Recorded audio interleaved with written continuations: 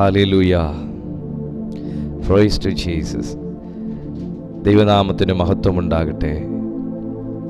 ദൈവത്തിൻ്റെ ധന്യ തിരുനാമം ഈ അനുഗ്രഹീതമായ പ്രഭാതത്തിലും വാഴ്ത്തപ്പെടുമാറാകട്ടെ. ഈ പ്രഭാത സന്ദേശത്തിലേക്ക് പ്രാർത്ഥനയോടെ വളരെ വിശ്വാസത്തോടെ ജോയിൻ ചെയ്തിരിക്കുന്ന നിങ്ങൾക്കെല്ലാവർക്കും കർത്താവായ യേശു ക്രിസ്തുവിൻ്റെ നിസ്തുല്യമായ നാമത്തിൽ എൻ്റെ സ്നേഹവന്ദനം ഞാൻ അറിയിക്കുന്നു. ഓരോ ദിവസവും നമ്മോട് സംസാരിക്കുകയും പറയുന്നത് പോലെ തന്നെ നമ്മുടെ ജീവിതത്തിൽ പ്രവർത്തിക്കുകയും നമ്മുടെ ആത്മാവിനെ അവിടുത്തെ സാന്നിധ്യം കൊണ്ട് പരിപോഷിപ്പിക്കുകയും ചെയ്യുന്ന നല്ല കർത്താവിൻ്റെ ജീവനുള്ള തിരുവെഴുത്തിനെ കേൾക്കാൻ സർവശക്തനായ ദൈവം ജീവിതത്തിൽ തന്ന ഈ ചെറുതല്ലാത്ത ഭാഗ്യത്തിനായി ഞാൻ എൻ്റെ കർത്താവിനെ സ്തുതിക്കുന്നു. നാം ഓരോരുത്തരും ഭാഗ്യവാനായി തീരുവാൻ നമുക്ക് വേണ്ടി ഈ ഭൂമിയിലേക്ക് അയക്കപ്പെട്ട കർത്താവും രക്ഷിതാവുമാകുന്ന യേശു ക്രിസ്തുവിൻ്റെ നാമത്തെ ഞാൻ ഓർക്കുന്നു. ആ ദൈവം, ആ രക്ഷകൻ ഈ ഭൂമിയിലേക്ക് വന്നത് എനിക്കും നിങ്ങൾക്കും നഷ്ടമായി പോയത് മടക്കിത്തരാനും ഞാനും നിങ്ങളുമൊക്കെ വീണു പോയെടുത്ത് നിന്ന് എഴുന്നേൽപ്പിക്കാനും വേണ്ടിയിട്ടാണ്. ഈ നല്ല സമയത്തും നമ്മുടെ ഇന്നത്തെ പ്രഭാത സന്ദേശം അനുഗ്രഹീതമാകണമെന്നുണ്ടെങ്കിൽ ആ യേശുവിൻ്റെ സാന്നിധ്യം കൂടിയേ മതിയാകുകയുള്ളൂ. ഇന്നത്തെ സന്ദേശം അനുഗ്രഹമായിരുന്നു എന്ന് പറയണമെങ്കിൽ ആ യേശുവിനെ ഇതിനകത്ത് പ്രസ്താവിച്ചേ മതിയാകുകയുള്ളൂ. ഇന്നത്തെ സന്ദേശം കേൾക്കുന്നത് എൻ്റെ ജീവിതത്തിൽ സംഭവിക്കണമെങ്കിൽ ഇതിനകത്ത് ഒരുപക്ഷെ ദൂതുകളുണ്ടാകാം, പ്രവചനങ്ങളുണ്ടാകാം, ദൈവാലോചനകളുണ്ടാകാം. അതൊക്കെ എൻ്റെ ജീവിതത്തിൽ സംഭവിക്കണേ ദൈവമേ എന്ന് നമ്മളൊക്കെ ഏറ്റെടുത്ത് പ്രാർത്ഥിക്കുമ്പോൾ അത് സംഭവിക്കണമെന്നുണ്ടെങ്കിൽ ആ യേശുവിൻ്റെ സാന്നിധ്യം കൂടിയേ മതിയാക്കുകയുള്ളൂ. ആ കർത്താവിനാൽ മാത്രമാണ് ഏതൊരു മനുഷ്യൻ്റെയും ജീവിതം അനുഗ്രഹിക്കപ്പെടുന്നത്. പ്രിയപ്പെട്ട ശ്രോതാവേ, ഇന്ന് ഈ സന്ദേശം നിങ്ങൾ കേട്ടു തുടങ്ങുമ്പോൾ നിങ്ങളുടെ ജീവിതത്തിൽ ശാപങ്ങൾ ഉണ്ടെങ്കിൽ, ഞാൻ ശപിക്കപ്പെട്ടൊരു വ്യക്തിയാണ് എന്ന് നിങ്ങൾ കരുതുന്നുണ്ടെങ്കിൽ, എൻ്റെ ജീവിതം നിർഭാഗ്യവാനെ പോലെ ആയിരിക്കുകയാണെങ്കിൽ, എൻ്റെ ജീവിതം ഒരു തകർച്ചയാണല്ലോ എന്ന് നിങ്ങൾ കരുതുകയാണെങ്കിൽ, കേൾക്കുന്ന സന്ദേശത്തിനകത്ത് നിങ്ങളുടെ ജീവിതം പണിയുന്ന ഒരു കർത്താവ് നിങ്ങളെ തൊടുന്നു എന്ന് ഞാൻ പറയുമ്പോൾ, കർത്താവെ അതെന്നിൽ സംഭവിക്കണേ എന്ന് നിങ്ങൾ കൊതിക്കുമ്പോൾ, അത് സംഭവിക്കണമെങ്കിൽ ഈ യേശുവിൻ്റെ സാന്നിധ്യം കൂടിയേ മതിയാകുകയുള്ളൂ. അതുകൊണ്ട് നിങ്ങൾ പ്രതീക്ഷയോടെ ഇന്നത്തെ സന്ദേശത്തിലേക്ക് നിങ്ങൾ ജോയിൻ ചെയ്യുക. നിങ്ങൾ പ്രാർത്ഥനയോടെ തുടരുക. നീ വീണു പോയെടുത്ത് നിന്ന് നിന്നെ പണിത്, നീ തകർന്നു പോയെടുത്ത് നിന്ന് നിന്നെ പണിത്, നിങ്ങൾ വീണു പോയെടുത്ത് നിന്ന് നിങ്ങളെ പിടിച്ചെഴുന്നേൽപ്പിച്ച് മുൻപോട്ടുള്ള യാത്ര നിന്റെ കാല് കല്ലിൽ തട്ടിപ്പോകാതിരിക്കേണ്ടതിന്, ശത്രുവിനാൽ നീ അപായപ്പെടാതിരിക്കേണ്ടതിന്, പിശാചിനാൽ നിങ്ങൾ വലയപ്പെടാതിരിക്കേണ്ടതിന്, ദുരാത്മാക്കളാൽ നിങ്ങൾ ബന്ധിക്കപ്പെടാതിരിക്കേണ്ടതിന് തൻ്റെ ദൂതന്മാരോട് കൽപ്പിച്ച് നിങ്ങളെ കൈകളിൽ വഹിച്ചുകൊള്ളുന്ന, നിങ്ങളെ സംരക്ഷിക്കുന്ന കർത്താവിൻ്റെ സാന്നിധ്യം ഈ പ്രഭാതത്തിൽ നിങ്ങൾ ഇരിക്കുന്നിടത്ത് വ്യാപരിക്കുക തന്നെ ചെയ്യും. നിങ്ങളുടെ കൂടാരങ്ങളിൽ അത് വ്യാപരിക്കുക തന്നെ ചെയ്യും. നിങ്ങളുടെ കുടുംബത്തിൽ അത് വ്യാപരിക്കുക തന്നെ ചെയ്യും. നിങ്ങളുടെ ജീവിതത്തിൽ അത് വ്യാപരിക്കുക തന്നെ ചെയ്യും. വിശ്വസിക്കുന്ന ദൈവമക്കൾ ഈ പ്രഭാതത്തിൽ ദൈവത്തെ മഹത്വപ്പെടുത്തി തുടങ്ങിയേ. ഹോഷിയാം തേരിയ റിയാം ദേലിയാം ഷീനിയാം തേരോഹോ ലയാം തേരിയാം ഷീഖേനിയ ജീസസ് മേനൗറിയാം സേരി. അന്യഭാഷകളിൽ സംസാരിക്കാൻ കഴിയുന്ന, സ്തുതിക്കാൻ കഴിയുന്ന, ദൈവത്തെ പ്രൈസ് ചെയ്യാൻ കഴിയുന്ന, ഉള്ളത്തിൽ അങ്ങനെ ഒരു ചിന്ത തോന്നുന്ന എല്ലാവരും നിങ്ങളുടെ വായ് അടക്കി വെക്കാതെ നിങ്ങൾ സ്തുതിച്ചു തുടങ്ങിയേ. റൈമാസിയാം ദേൽ കിയാറു റവേദീൻ മിയാം സേൽ ഘോഷ് റസേലി റിയാം ദേജിയോ റബേൻ ധേരിയാസി ഹോ Jesus റിയാം ദേൽ Ghoshi Nousi Ribesi dirgozi liniam shedero, my Lord Jesus. എനിക്കറിയാം പല ഭവനങ്ങളിലും ദൈവത്തിന്റെ മഹത്വത്തിന്റെ സാന്നിധ്യം ഈ സമയം മുതൽ വ്യാപരിച്ചു തുടങ്ങുന്നുണ്ട്. ഈ പ്രസൻസ് പലരെയും തൊടുന്നുണ്ട്. ഈ ശക്തി പലരെയും സ്വാധീനിക്കുന്നുണ്ട്. ഞാൻ നിങ്ങളോടൊരു ആലോചന പറയുകയാണ്. ഈ ശക്തിയുടെ ബലത്തെ ഓവർകം ചെയ്യാൻ കഴിയുന്ന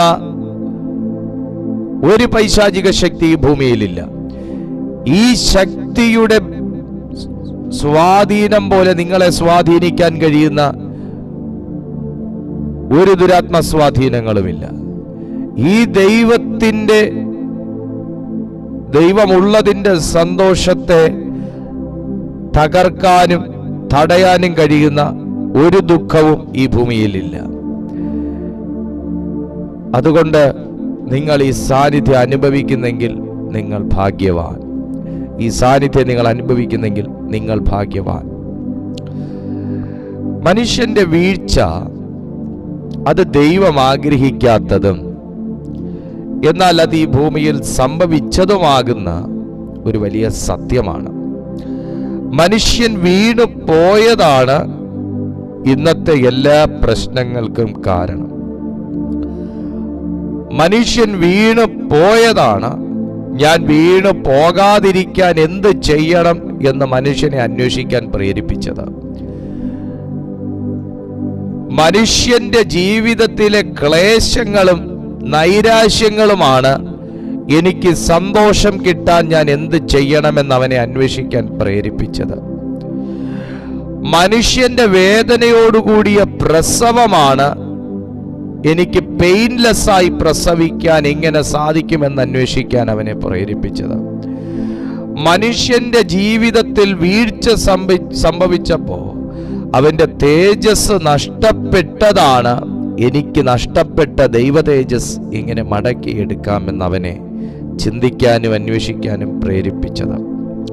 മനുഷ്യൻ അവന്റെ ജീവിതത്തിൽ മരണം സംഭവിക്കുന്നതിൻ്റെ പിന്നിൽ ശാപമാണ് എന്ന് അവൻ മനസ്സിലാക്കിയപ്പോഴാണ് എനിക്കെങ്ങനെ ശാപത്തിൽ നിന്നും പുറത്തു വരാം എന്ന് അവൻ അന്വേഷിക്കാൻ തുടങ്ങിയത്. ഇന്ന് ഈ സന്ദേശം നിങ്ങൾ കേട്ടോണ്ടിരിക്കുമ്പോൾ നിങ്ങളുടെ ജീവിതത്തിനകത്തും ഒരു രീതിയിൽ അല്ലെങ്കിൽ മറ്റൊരു രീതിയിൽ ജീവിത ക്ലേശങ്ങളും നൈരാശ്യങ്ങളും നിരാശകളും നഷ്ടങ്ങളും ഒക്കെയുണ്ട്. ഒരു രീതിയിൽ അല്ലെങ്കിൽ മറ്റൊരു രീതിയിൽ നിങ്ങൾക്ക് വേദനയുണ്ട്. നിങ്ങളുടെ ജീവിതത്തിലും ദൈവ തേജസ് നഷ്ടപ്പെട്ടു പോകുമോ എന്ന് നിങ്ങൾ ഭയപ്പെടുന്ന അനുഭവങ്ങളുണ്ട്. നിങ്ങളുടെ ജീവിതത്തിലും എവിടെയെങ്കിലുമൊക്കെ ശാപങ്ങളില്ലേ എന്നൊരു ചിന്ത നിങ്ങൾക്കുണ്ട്. എങ്ങനെ അതിൽ നിന്ന് നമുക്ക് പുറത്തു വരാം? എങ്ങനെ നമുക്കതിനെയൊക്കെ നമ്മുടെ വിജയത്തിൻ്റെ വളങ്ങളാക്കി മാറ്റാം?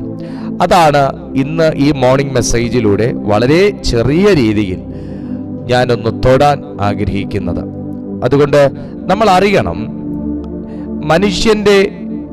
മനുഷ്യൻ വീണു പോയാൽ എന്ത് സംഭവിക്കും എന്നുള്ളത് മനുഷ്യൻ വീണു പോയപ്പോൾ എന്ത് സംഭവിച്ചു എന്നറിയുന്നതിൽ നിന്നാണ് നമുക്ക് മനസ്സിലാക്കാൻ കഴിയുക.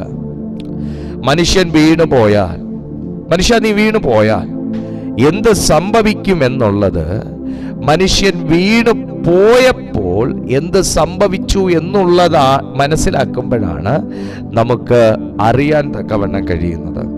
അതുകൊണ്ട് ഇന്ന് ഞാൻ ഓരോ വചനങ്ങളെ വളരെ ഒരു 3-4 ഏറിയാൽ ഒരു 5 വചനം മാത്രം വായിച്ച് നിങ്ങൾക്ക് ഈ സന്ദേശം കൈമാറി ഞാൻ പ്രാർത്ഥിക്കാൻ ദൈവകൃപയിൽ ശരണപ്പെടുകയാണ്. അപ്പോൾ തന്നെ നിങ്ങൾ ഈ വീഡിയോ ലൈക്ക് ചെയ്തിട്ട് വേണം കണ്ടിന്യൂ ചെയ്ത് കേൾക്കാൻ. മറ്റാർക്കെങ്കിലും നിങ്ങൾക്ക് ഷെയർ ചെയ്ത് കൊടുക്കുന്നൊരു ശീലമുണ്ടെങ്കിൽ നിങ്ങൾ ഷെയർ ചെയ്ത് കൊടുക്കാനും മടിക്കരുത്. അത് നിങ്ങൾക്ക് വലിയ അനുഗ്രഹമായി മാറട്ടെ. ഉൽപ്പത്തി പുസ്തകം 3-ാമത്തെ അധ്യായം അതിൻ്റെ 24-ാമത്തെ വാക്യത്തിലാണ് ആദ്യമായിട്ട് നാം ഇന്നത്തെ സബ്ജക്റ്റ് കാണുന്നത്. ഉൽപ്പത്തി പുസ്തകം 3-ാമത്തെ അധ്യായം 24-ാമത്തെ വാക്യം. ഇങ്ങനെ അവൻ മനുഷ്യനെ ഇറക്കിക്കളഞ്ഞു, ജീവവൃക്ഷത്തിങ്കിലേക്കുള്ള വഴി കാപ്പാൻ അവൻ ഏദൻ തോട്ടത്തിന് കിഴക്ക് കെരൂബുകളെ തിരിഞ്ഞുകൊണ്ടിരിക്കുന്ന വാളിന്റെ ജ്വാലയുമായി നിർത്തി. മനുഷ്യന്റെ ആദ്യത്തെ പാർപ്പ് എന്ന് പറയുന്നത് ദൈവത്തിന്റെ തോട്ടത്തിനകത്തായിരുന്നു. ദൈവത്തിന്റെ തോട്ടത്തിനകമെന്ന് പറയുന്നത് സന്തോഷത്തിന്റെയും സമൃദ്ധിയുടെയും ദൈവ സാന്നിധ്യത്തിന്റെയും ഉത്ഭവ കേന്ദ്രമായിരുന്നു. മനുഷ്യന് ദൈവത്തിന്റെ തോട്ടത്തിനകത്ത് തൊഴിലില്ലായ്മയില്ലായിരുന്നു. മനുഷ്യന് ദൈവത്തിന്റെ തോട്ടത്തിനകത്ത് ദാരിദ്ര്യമില്ലായിരുന്നു. മനുഷ്യന് ദൈവത്തിന്റെ തോട്ടത്തിനകത്ത് സങ്കടമില്ലായിരുന്നു. മനുഷ്യന് ദൈവത്തിന്റെ തോട്ടത്തിനകത്ത് ദൈവ സാന്നിധ്യത്തിന് കുറവില്ലായിരുന്നു. മനുഷ്യന് ദൈവത്തിന്റെ തോട്ടത്തിനകത്ത് ആത്മീയ മടുപ്പില്ലായിരുന്നു. മനുഷ്യന് ദൈവത്തിന്റെ തോട്ടത്തിനകത്ത് മരണമില്ലായിരുന്നു. എന്നാൽ 24-ാമത്തെ വാക്യം വായിക്കുമ്പോൾ നമുക്ക് കാണാൻ കഴിയുന്നത് ഞാൻ ഈ പറഞ്ഞതിന് നേരെ വിപരീതമായി സംഭവിക്കുന്ന കാര്യങ്ങളാണ്. ദൈവ പൈതലെ, ഈ പ്രഭാതത്തിൽ നിങ്ങൾ ഈ സന്ദേശം കേട്ടോണ്ടിരിക്കുമ്പോൾ ഞാൻ ഒരിക്കലും പറയില്ല ഞാനും നിങ്ങളും ദൈവത്തിന്റെ തോട്ടത്തിന് പുറത്താണെന്ന്. ആയിരുന്നു, നമ്മൾ ദൈവത്തിന്റെ തോട്ടത്തിന് പുറത്തായിരുന്നു. എന്നാൽ ക്രിസ്തു മുഖേന വീണ്ടും ആ തോട്ടത്തിന്റെ അനുഭവത്തിലേക്ക് ഞാനും നിങ്ങളും വന്നിട്ടുണ്ട്. ഞാൻ തുടക്കത്തിൽ പറഞ്ഞതുപോലെ ദൈവത്തിന്റെ തോട്ടത്തിനകത്തായിരിക്കുന്ന ഒരു മനുഷ്യൻ ദൈവ സാന്നിധ്യത്തിനകത്തായിരിക്കുന്നതിന് സമമാണ്. ദൈവ സാന്നിധ്യത്തിനകത്തായിരിക്കുന്ന മനുഷ്യന്റെ ജീവിതത്തിലാണ് തൊഴിലില്ലായ്മ എന്നൊരു പ്രശ്നമില്ലാത്തത്, കണ്ണുനീരെന്നൊരു പ്രശ്നമില്ലാത്തത്, ആത്മീയ മരിപ്പ്, മരവിപ്പ്, മടുപ്പ് തുടങ്ങിയവ ഇല്ലാത്തത്,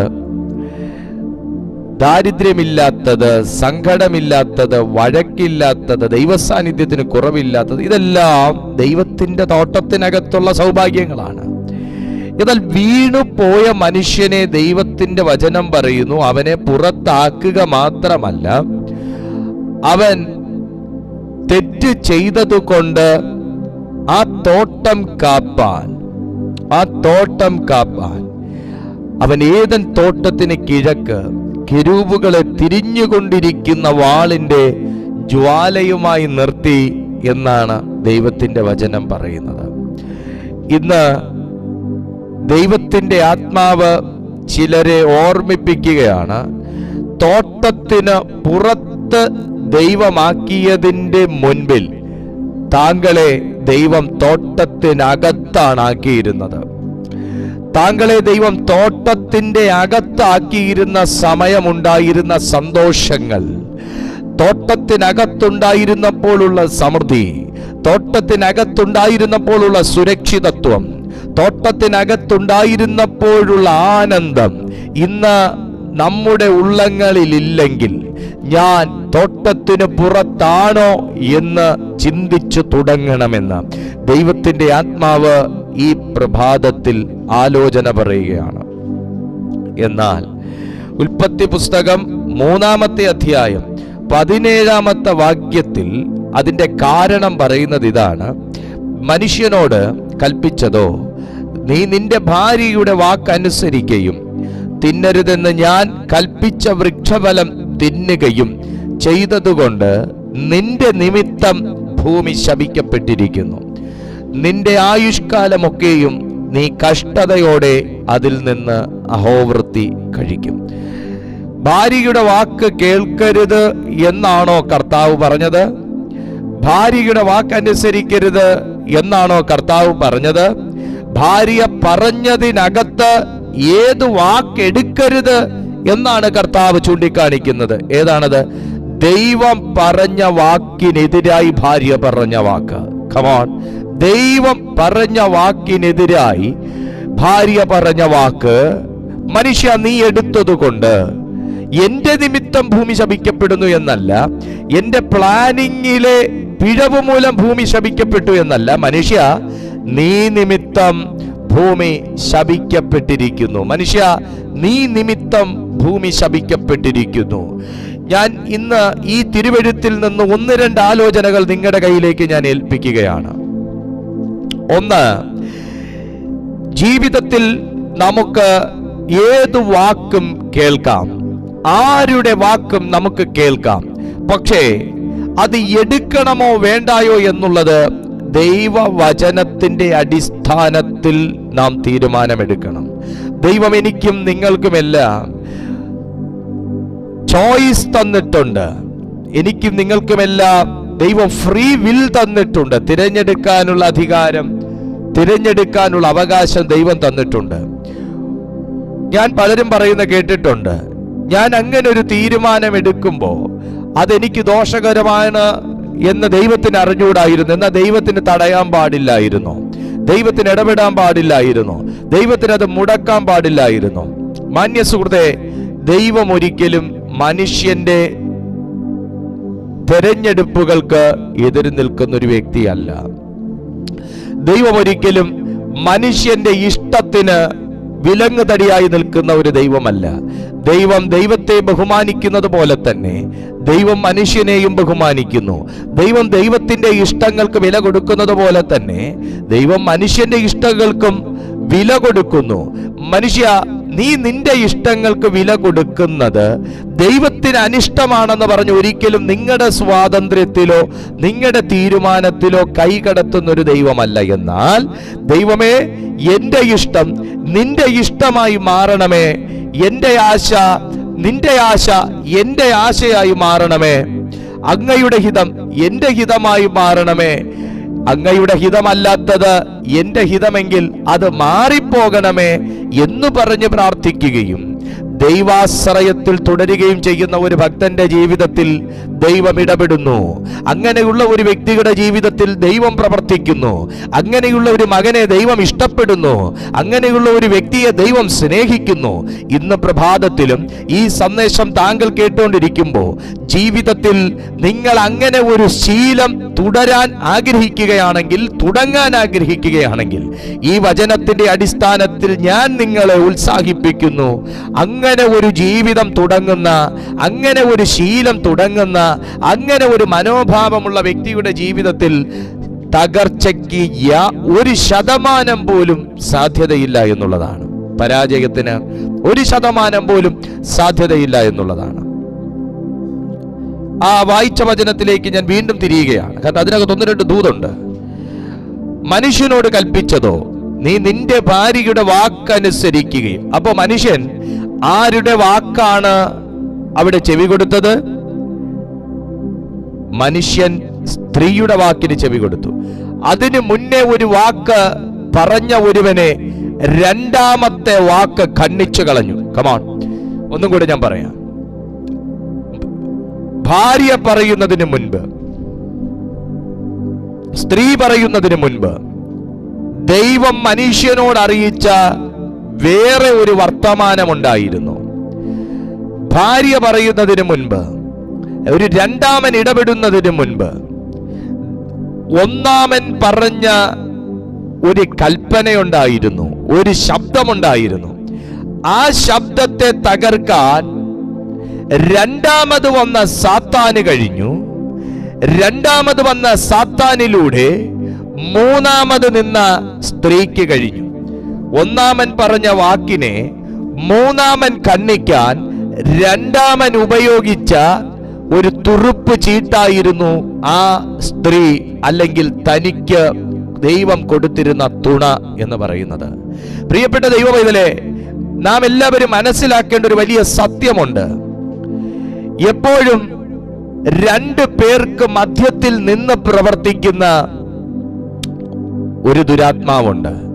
വഴക്ക് കൂടുന്നിടത്താണെങ്കിലും, ശണ്ടയിടുന്നിടത്താണെങ്കിലും, ഭിന്നിപ്പ് കൊണ്ടുവരുന്നിടത്താണെങ്കിലും, ഡിവോഴ്സ് കൊണ്ടുവരുന്നിടത്താണെങ്കിലും, തൊഴിലില്ലായ്മ കൊണ്ടുവരുന്നിടത്താണെങ്കിലും, ദാരിദ്ര്യം കൊണ്ടുവരുന്നിടത്താണെങ്കിലും, പരാജയം കൊണ്ടുവരുന്നിടത്താണെങ്കിലും, ഫേസ് ടു ഫേസ് കാണുന്നതല്ല പ്രശ്നം.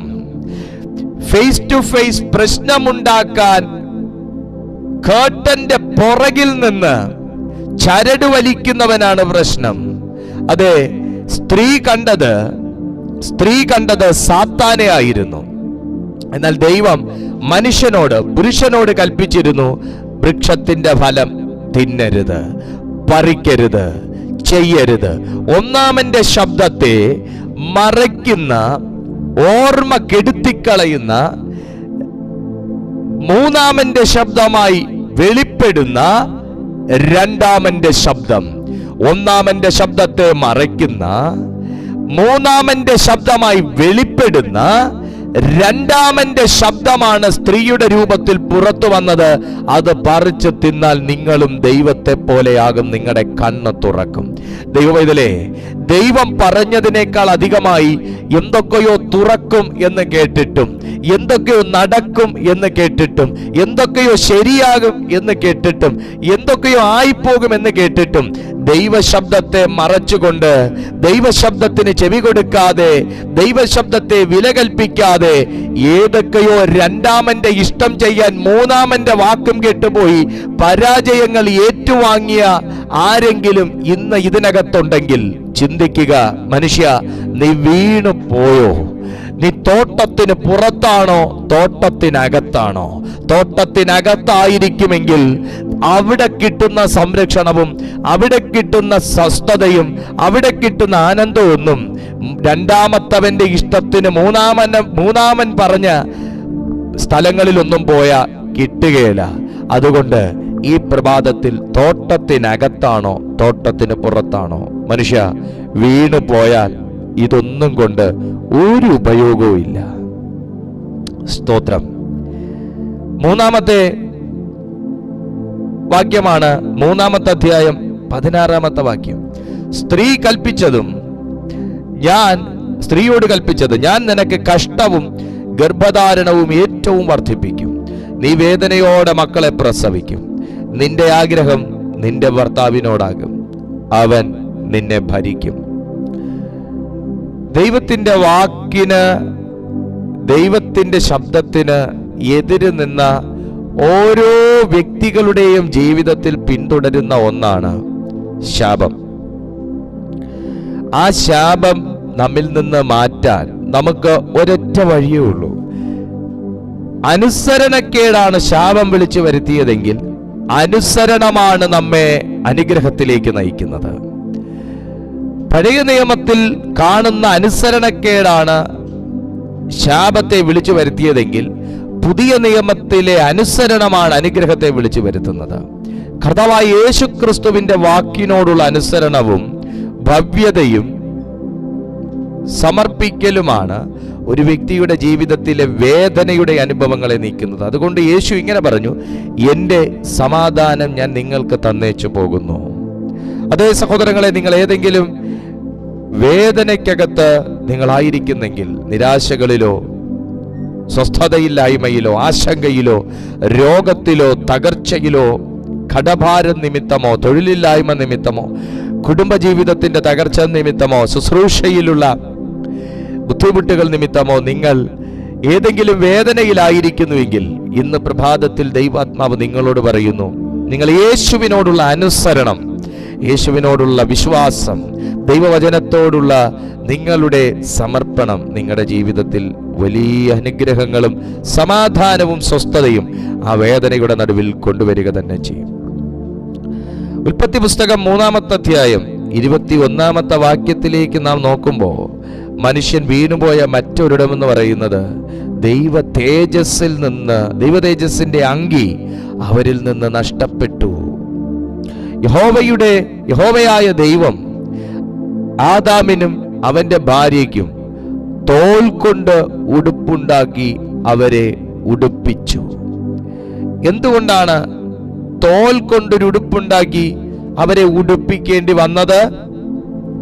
അവരുടെ മേൽ നിന്ന് ദൈവ തേജസ്സിന്റെ അങ്കി നഷ്ടപ്പെട്ടു. ദൈവമക്കളെ, മനുഷ്യൻ വീണുപോയാൽ, മനുഷ്യ നീ വീണുപോയാൽ, നീ ഏതെങ്കിലും കാര്യങ്ങൾ നിമിത്തം നീ വീണുപോയാൽ ദൈവകൃപയിൽ നിന്ന് മാത്രമല്ല താങ്കൾ വീണുപോകുന്നത്, ദൈവസഭയിൽ നിന്ന് മാത്രമല്ല നിങ്ങൾ വീണുപോകുന്നത്, ദൈവവിചാരങ്ങളിൽ നിന്ന് മാത്രമല്ല നിങ്ങൾ വീണുപോകുന്നത്. നിങ്ങൾ വീണുപോകുന്നത് ദൈവ തേജസ്സിൽ നിന്നാണ്. സാത്താന് ഒരു മനുഷ്യനെ തൊടാൻ കഴിയാതിരിക്കേണ്ടതിന്, സാത്താൻ ഒരു മനുഷ്യനെ ചൂഷണം ചെയ്യാൻ കഴിയാതിരിക്കേണ്ടതിന് അവൻ ദൈവ തേജസ്സിന്റെ മറവിലായിരിക്കേണ്ടത് ആവശ്യമാണ്. 91-ാം സങ്കീർത്തനത്തിന്റെ 1-ാമത്തെ വാക്യത്തിൽ പറയുന്നത് പോലെ, അത്യുന്നതന്റെ മറവിൽ വസിക്കുകയും സർവശക്തന്റെ നിഴലിൻ കീഴിൽ പാർക്കുകയും ചെയ്യുന്നവൻ യഹോവയെക്കുറിച്ച്, അവൻ എന്റെ സങ്കേതവും എന്റെ കോട്ടയും ഞാൻ ആശ്രയിക്കുന്ന എന്റെ ദൈവവും എന്ന് പറയുന്നു. എനിക്കും നിങ്ങൾക്കുമൊക്കെ ഒരു അഡ്രസ് ഉണ്ടായത് ഈ സാന്നിധ്യം എൻ്റെ മേൽ വന്നപ്പോഴാണ്. എനിക്കും നിങ്ങൾക്കുമൊക്കെ ഒരു വിലയുണ്ടായത് ഈ സാന്നിധ്യം നമ്മുടെയൊക്കെ മേൽ വന്നപ്പോഴാണ്. എനിക്കും നിങ്ങൾക്കുമൊക്കെ ജീവിതത്തിനൊരു അർത്ഥമുണ്ടായത് ഈ ദൈവ സാന്നിധ്യം എൻ്റെയും നിങ്ങളുടെയും ഒക്കെ മേൽ വന്നപ്പോഴാണ്. എന്നാൽ രണ്ടാമത്തവന്റെ ഇഷ്ടം ചെയ്യുവാൻ മൂന്നാമത് മുൻപിൽ നിർത്തി കളിക്കുന്ന തുറുപ്പ് ചീട്ടുകളുടെ വാക്കുകൾ എന്നെ ഈ സാന്നിധ്യത്തിൽ നിന്ന് പിന്തിരിക്കുന്നു എങ്കിൽ, ചില പുറത്ത് വലിച്ചെറിയേണ്ട ചില ചിന്തകൾ എന്നെ ഭരിച്ചിട്ട് ഈ സാന്നിധ്യത്തിൽ നിന്ന് എന്നെ പിന്നിലോട്ട് വലിക്കുന്നുവെങ്കിൽ, ഈ സന്തോഷത്തെ നഷ്ടപ്പെടുത്തുന്ന മറ്റെന്തെങ്കിലും ഉപദേശങ്ങൾ എൻ്റെ ഈ ദൈവ സാന്നിധ്യത്തെ, ഈ ദൈവ തേജസ്സിന്റെ അങ്കി എന്നിൽ നിന്ന് നഷ്ടപ്പെടുത്തുന്നുവെങ്കിൽ, മനുഷ്യ, വീണു പോകുന്നതിന് മുൻപേ ദൈവാത്മാവ് നിന്നെ ഈ സന്ദേശം കേൾപ്പിക്കുന്നത് ദൈവ തേജസ്സിൽ നീ ശക്തിപ്പെടാനും അധികം അതിനകത്ത് മറഞ്ഞുകൊള്ളാനും വേണ്ടിയിട്ടാണ്. ക്രൂശിന്റെ വചനം നശിച്ചു പോകുന്നവർക്ക് ഭോഷത്വവും രക്ഷിക്കപ്പെടുന്ന നമുക്കോ ദൈവശക്തിയുമാകുന്നുവെന്നാണ് ദൈവത്തിന്റെ വചനം പറയുന്നത്. അതുകൊണ്ട് ഈ പ്രഭാതത്തിൽ ഈ ദൈവ തേജസ്സിന്റെ അങ്കി എൻ്റെ മേൽ നിന്ന് മാറിയിട്ടില്ല എന്നുറപ്പ് വരുത്തുക. And to Adam also and to his wife did the Lord God make coats of skins and clothed them. യഹോവയായ ദൈവം ആദമിനും അവന്റെ ഭാര്യയ്ക്കും തോൽ കൊണ്ട് ഉടുപ്പ് ഉണ്ടാക്കി അവരെ ഉടുപ്പിച്ചു. ദൈവമേ, ഇത് വളരെ സീരിയസ് ആയിട്ട് നാം കാണേണ്ട ഒരു സന്ദേശമാണ്. ഞാൻ നിങ്ങൾ വീണു പോകണമായിരുന്നെങ്കിൽ രക്ഷിപ്പാൻ മനുഷ്യപുത്രൻ ഭൂമിയിൽ അവതരിക്കേണ്ട കാര്യമില്ലായിരുന്നു. എന്നാൽ വീണു പോകാൻ വേണ്ടിയിട്ടല്ല ദൈവം മനുഷ്യനെ സൃഷ്ടിച്ചത് എന്ന് നിങ്ങൾ ഓർക്കുക. ദ ലാസ്റ്റ് വൺ ശാപഗ്രസ്തനായി മരണത്തിന് ഏൽപ്പിക്കപ്പെട്ടു.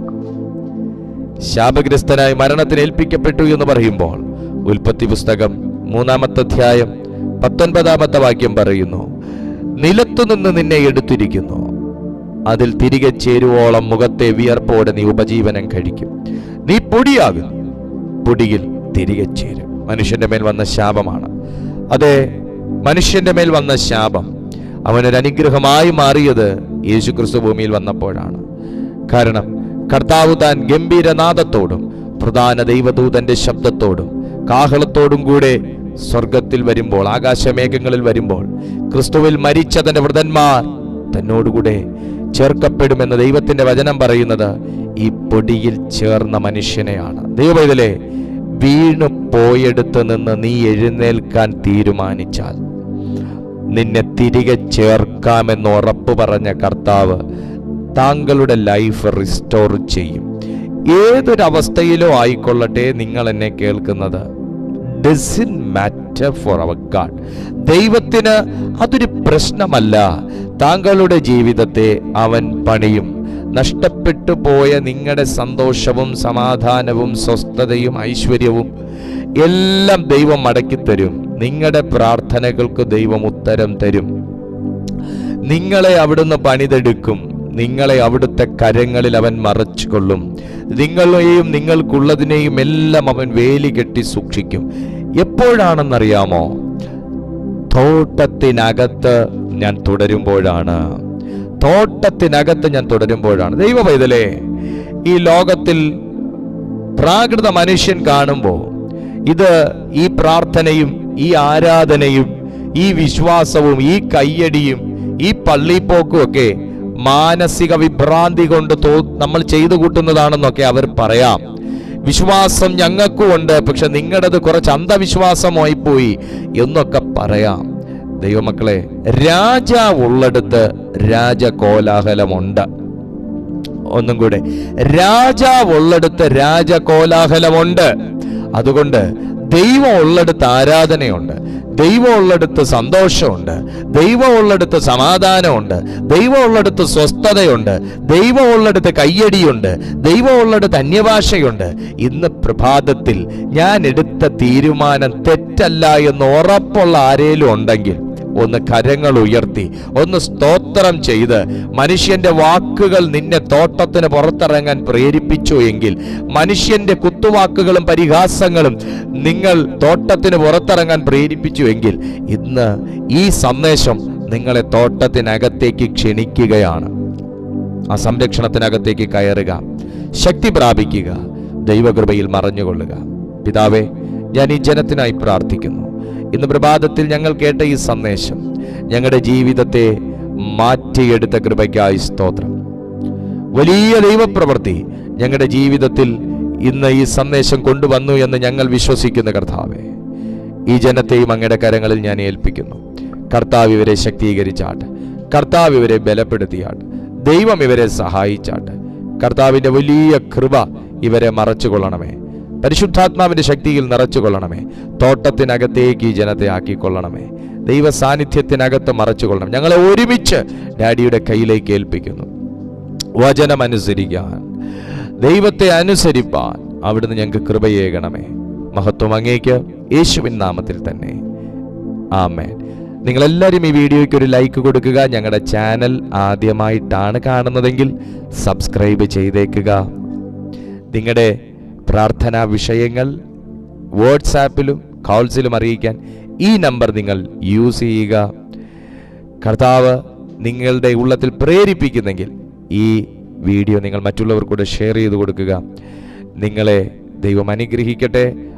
എല്ലാ ദിവസവും രാവിലെ 6:30 മണിക്കും വൈകുന്നേരം 6:30 മണിക്കും നമുക്ക് മീറ്റിംഗ്സ് ഉണ്ട്. ഇതിനകത്ത് ലൈവായിട്ട് സന്ദേശങ്ങളുണ്ട്. ഇന്ന് വൈകിട്ട് 6:30 മണിക്കും നമ്മുടെ മീറ്റിംഗ് ഉണ്ട്. നിങ്ങൾ ജോയിൻ ചെയ്യുക. അതൊരു വലിയ ബ്ലെസ്സിങ് ആയിരിക്കും. ദൈവം നിങ്ങളെ അനുഗ്രഹിക്കട്ടെ. മറ്റുള്ളവർക്കൂടെ ഞങ്ങളുടെ ഈ ചാനൽ പരിചയപ്പെടുത്തുക. അടുത്ത സന്ദേശവുമായി ദൈവം നിങ്ങളുടെ മുമ്പിൽ എന്നെ അയക്കുന്നത് വരെ അത്യുന്നതന്റെ ചിറകിന്റെ കീഴിൽ കർത്താവ് നമ്മെ എല്ലാവരെയും സൂക്ഷിക്കട്ടെ. I bless you in Jesus almighty name. Amen.